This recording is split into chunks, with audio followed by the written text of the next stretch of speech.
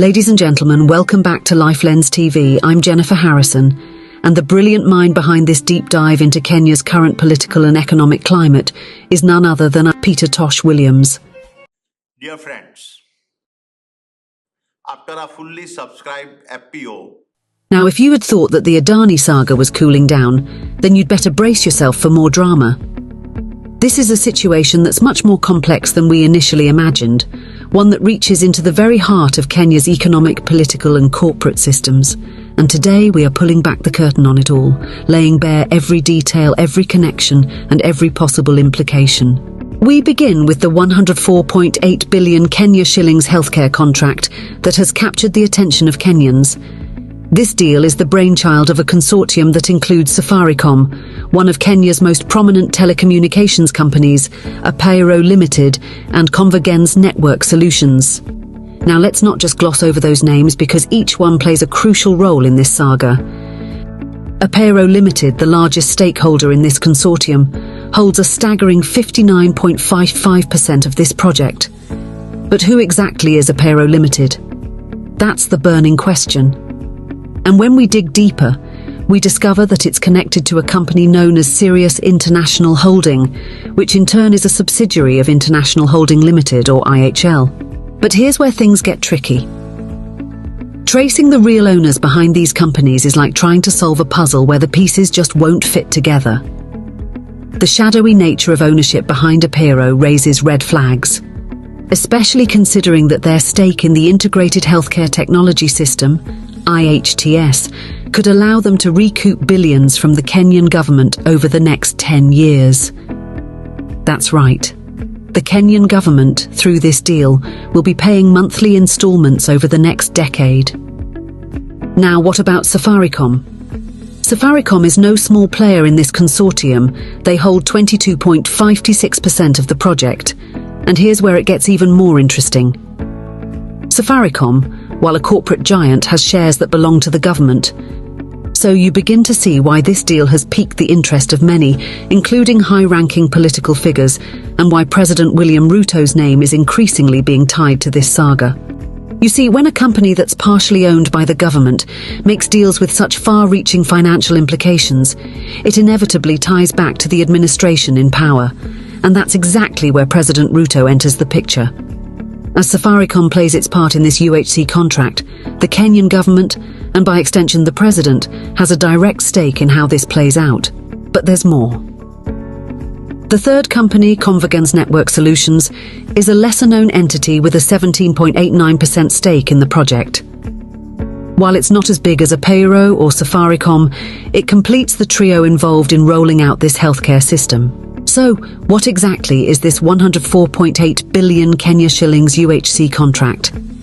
The aim is to build an integrated healthcare technology system. Sounds great on paper, right? But here's the catch. While this project could potentially revolutionize Kenya's healthcare infrastructure, it comes at a high cost.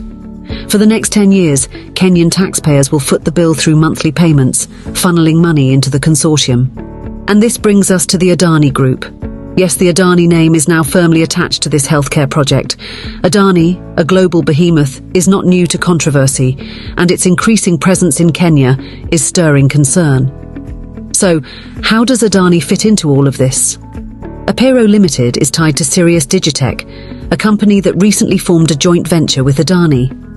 Together, they acquired Courage.io, a significant tech company with the expertise to support massive infrastructure projects like this UHC system. So, not only is Adani involved in this critical healthcare project, but it's also positioning itself as a key player in Kenya's tech and infrastructure sectors. But wait, there's more. Adani is no stranger to Kenya.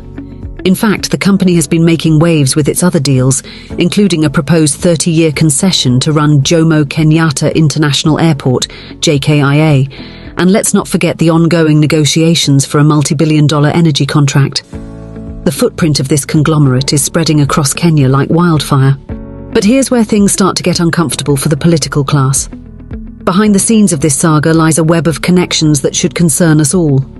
Let's talk about the role of President Ruto's son, Nick Ruto, and his involvement in Denton's Hamilton Harrison Matthews, the law firm representing Adani in Kenya. This isn't just about business. This is a direct link between one of Kenya's most powerful families and a corporation with growing control over public resources. And it doesn't stop there. Adil Khawaja, the current chairman of Safaricom, also works at the same law firm as Nick Ruto. So what we're seeing is an alarming overlap between corporate interests, political figures, and national resources.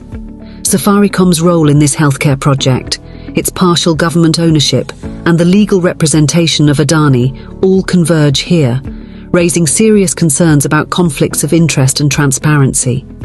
So how did we get here? The answer lies in the strategy of public-private partnerships, PPPs, a model that has been increasingly used in Kenya to address infrastructure challenges. But let's not be naive. While PPPs can, in theory, offer solutions to public sector inefficiencies, they also open the door to privatization of critical resources and services, often at the expense of the public good. In the case of the JKIA airport deal, the recommendation to grant a 30-year concession to Adani came from ALG Global, a Spanish consultancy firm hired by Kenya's National Treasury. And here's the kicker. ALG Global's recruitment process was non-competitive, meaning that the firm didn't have to fight for the job of advising Kenya on the future of its largest airport. This lack of competition is a red flag for transparency. What's more, Adani's handling of public resources in other countries has come under fire. Just look at the controversies in places like India, where Adani's monopolistic control over critical industries has led to accusations of corruption and exploitation. If that's the case in India, what does it mean for Kenya? Ladies and gentlemen, we are looking at a saga that's not just about healthcare or infrastructure, it's about the control of Kenya's future. When companies like Adani and Apiro get their hands on billion-shilling contracts, it's not just about today, it's about the next 10, 20 or even 30 years. And when political families, corporate leaders and foreign conglomerates all sit at the same table, the interests of ordinary Kenyans are often pushed to the side. But we must ask the hard questions. Is Kenya's public-private partnership strategy truly working in the public's best interest? How are deals like this healthcare project and the JKIA concession being scrutinized by our leaders and lawmakers? And most importantly, are the right safeguards in place to ensure that these deals don't turn into long-term liabilities for Kenya? This saga is far from over, and we at LifeLens TV will continue to monitor every twist and turn. As more details emerge, the connections between Apero, Adani, Safaricom and the Kenyan government will become clearer. But for now, the message is simple. Kenyans need to pay attention. These are not isolated incidents. These are pieces of a larger puzzle that, if left unchecked, could drastically reshape the nation's economic and political landscape. So, thank you for tuning in. Keep watching LifeLens TV for more in-depth analysis, investigative reporting, and the kind of truth that cuts through the noise. I'm Jennifer Harrison, and once again, all credit goes to Peter Tosh Williams for his incredible research and guidance. Until next time, stay informed, stay vigilant, and always seek the truth.